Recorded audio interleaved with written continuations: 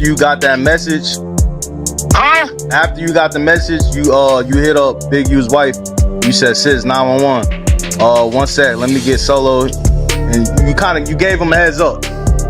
What I tell him? You said, "One sec, let me get solo. He needs to leave. Bad." In caps, all caps. He needs to leave. I said so bad, right? Yeah, full bad. Off of me first saying my podcasting and business was 6ix9ine. Yeah. I told him I'm gonna do what I want to do. I don't give a fuck who we ratted on. Right. That ain't my business. The people we ratted on, handle your business. My homies ain't with him. I'm not telling him what y'all can and can't do. Right? He's under my protection. Now, if you pull up on him and I'm there, I'm gonna do what I gotta do to make sure I get home safe. But what's the difference if you got 6ix9ine and he got finesse? Why can't they just be two snitching artists that do music together and y'all stay out of it? That's my stand. Property that was asking about Wack. Wack, loose cannon, 600, and this internet stuff. Wack 100's been yelling snitch for years like it's his favorite word. But now, a wild wiretap just got leaked, and guess who might have dropped it? 21 Savage. And suddenly, folks are dragging up that old 2005 federal gun case like it just happened yesterday. Now think about this. What if Wack's been playing both sides all along? Imagine this. The guy's non-stop running his mouth, calling everybody a rat. But then, boom! A wiretap hits the net, and for a split second, it's like a badge just flashed from his back pocket. That 1 second might have been all it took to shatter his whole image. But wait, it gets messier. The real twist? People say 21 Savage himself leaked that clip. Not just reshared it, not just laughed at it, leaked it. And if that's true, he's been sitting on this bomb for a minute? And honestly, can you blame him? Wack's been coming for 21 forever, calling him a snitch, claiming he worked with ICE to save his papers, even dragging his name through the YSL drama. And through it all, 21 kept his cool. He said a little here and there, but mostly stayed quiet. But this move, if he really dropped that tape, it wasn't drama. It was straight strategy. Wack's been sneak dissing him on Clubhouse for years. And now 21 clapped back without saying a word, like he'd been waiting for the perfect moment. When you connect all the pieces from the past few years, it starts to look real suspicious. Like Wack's been pointing fingers at everybody else just to keep folks from peeping what he's been up to. The Wack was working with 6ix9ine. What was your original reaction? I don't even know how that happened, to be honest with you, but it was just like, You're like, oh, okay, that's like, okay, yeah, like it was one of those, like not like he's weird. It was more like And this ain't even the first time folks been saying Wack got ties to the feds. A few months back, things got real shady. Big U caught a RICO charge, and right before he turned himself in, he straight up called Wack out on video, accusing him of working with the FBI. That's when stuff started feeling way too weird. Before the RICO hit the headlines, before anybody got arrested or any paperwork dropped, Wack already knew. Like, really knew. He hit up Big U's wife, sent her some frantic message like 911, he gotta go. That's wild, man. Tell me that don't sound off. Before Big U even got snatched up, Wack's already warning the fam?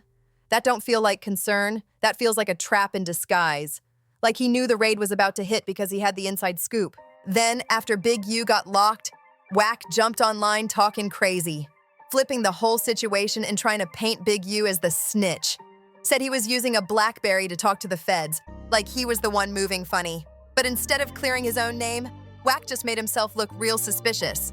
Like, how do you always know what's about to go down before it happens? How are you always right in the middle of the drama, but never the one catching heat? If you think about him, here's a clown. Like, I love the hip-hop culture. I'm in love with the hip-hop culture. Blood, sweat, and tears went in my movement for the hip-hop culture. And that disrespect the dead, Tupac, Nipsey Hussle, people that mean something to us. 21 Savage, I look at how he, get on the phone on this Clubhouse with another. That call to Big U's wife ain't sit right with people. It felt like Wack was trying to play both ends, giving the heads up while also watching it all go down from a safe distance. That's when folks really started side-eyeing Wack. Like, maybe he's not the street watchdog he claims to be. Maybe he's just been wearing that mask the whole time. But this sketchy vibe? It ain't new. It traces all the way back to 2005. Word on the street is that Wack 100 and his brother got pulled over in Texas. Nothing crazy at first, just a speeding stop. Cops come up, start asking the regular questions. And Wack says they're on their way to a funeral in Oklahoma. Cool, right? Then the officers ask to search the car. Wack says no, so they bring out the K9s, and that's when it gets real. The dogs sniff out 3 guns, a shotgun, a rifle, and a pistol, all loaded. Now here's the kicker. Both Wack and his brother were already convicted felons. That's supposed to be automatic federal time. No games, no bail, no second chances. That kind of charge usually buries people before their careers even get off the ground.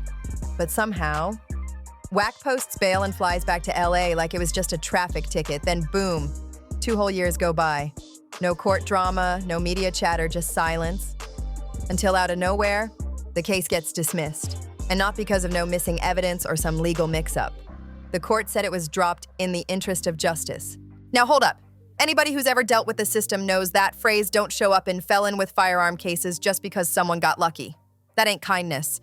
It usually means someone gave something up to get out clean. Wack tried to clean it up later, said the search was illegal, tried to play it cool like it was all technical. Dude, respectfully, is taken away from his aura of who he is, who people respect him to. Off me first saying my podcasting and business was 6ix9ine. Yeah. I told him I'm gonna do what I want to do. I don't give a fuck who he ratted on. Right. That ain't my business. The people he ratted on, handle your business.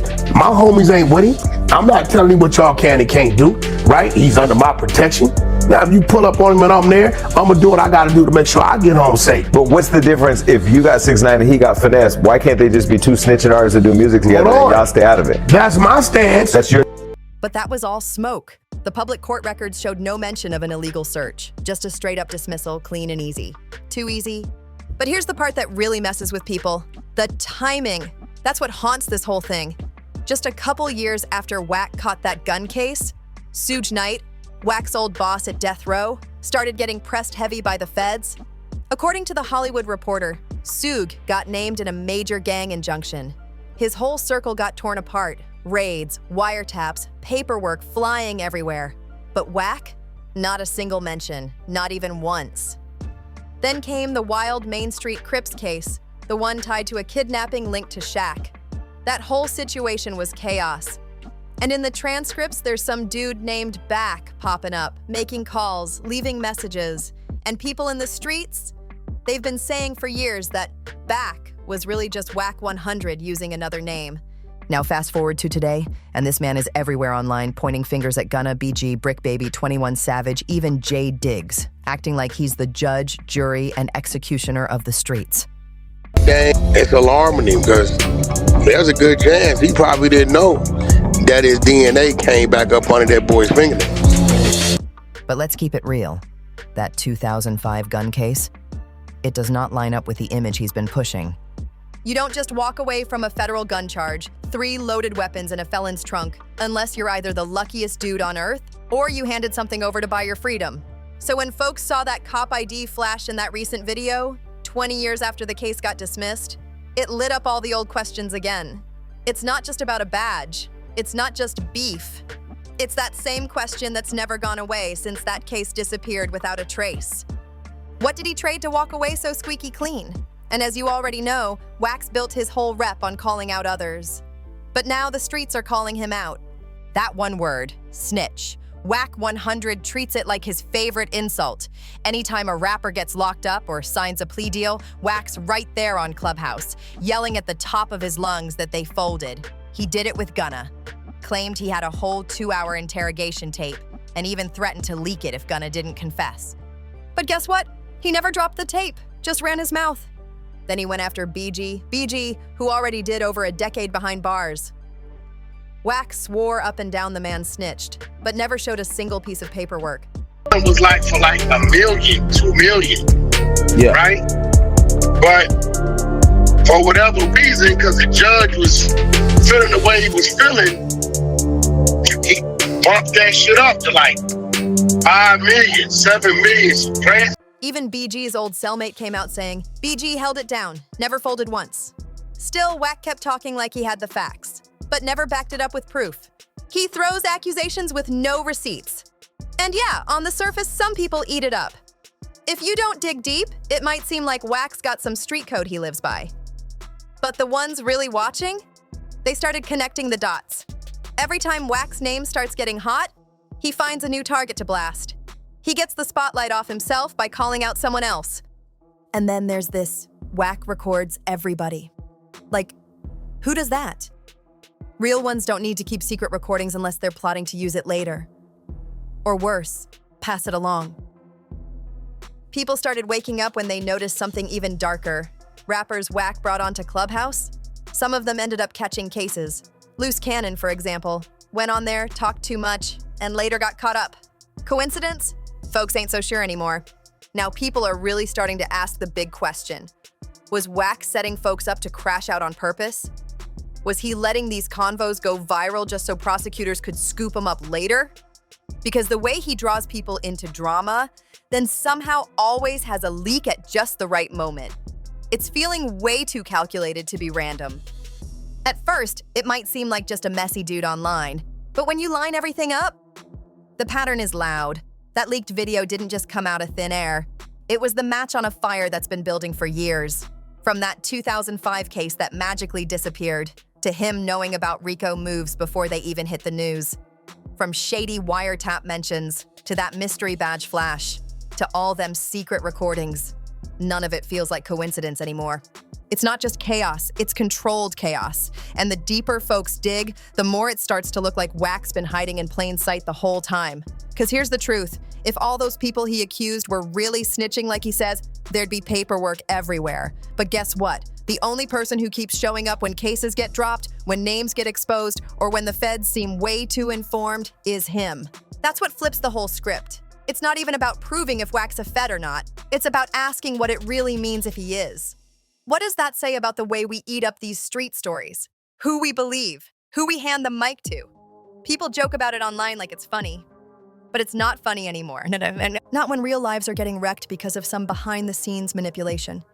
Wack spent years calling everybody else a snitch. But now, eyes are turning to him. Folks are starting to wonder if the loudest one in the room was wired from the very beginning. And if that's true, this whole game's been rigged for years. And the scariest part? Wack's still out here talking like nothing's wrong. But whatever he says next might be the final piece that blows this whole thing wide open. Make sure you like, subscribe, drop a comment, and share this video if you're seeing the pattern too. And don't forget, we'll see you on the next one.